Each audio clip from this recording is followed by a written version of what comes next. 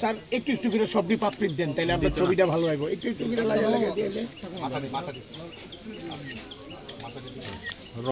যে আমাদের পদ্ম ফুলের যে বিষয়টা, সেটা কিন্তু আমাদের কার্যক্রমে আছে ভারতীয় জনতা পার্টি। তো এই শুরু হয়ে গেল, আমাদের কাজ তো শুরু হয়ে গেছে এমনিতে। 2024-এর ইলেকশন, আগামী দিন আবার আমরা মাননীয় প্রধানমন্ত্রী নরেন্দ্র মোদীজিকে প্রধানমন্ত্রী হিসাবে আবার দেখতে চাই। তো ত্রিপুরার থেকে অনেক জায়গায় কাজ শুরু হয়ে গেছে। আমি আজকে পদ্ম ফুলটা আঁকলাম, সময়ের কারণে আমি পারছিলাম না, তো আজকে শুরুয়াত করলাম। তো সব জায়গায় প্রচার চলছে। তো আমরা মনে হয় যে আগামী দিন 404-এর আমরা কথাবার্তা চলছে চারিদিকে, it is in the year যে 404 পাবো, কিন্তু আমার মনে হচ্ছে এটা 450ও হয়ে যেতে পারে, বেশিও হতে পারে।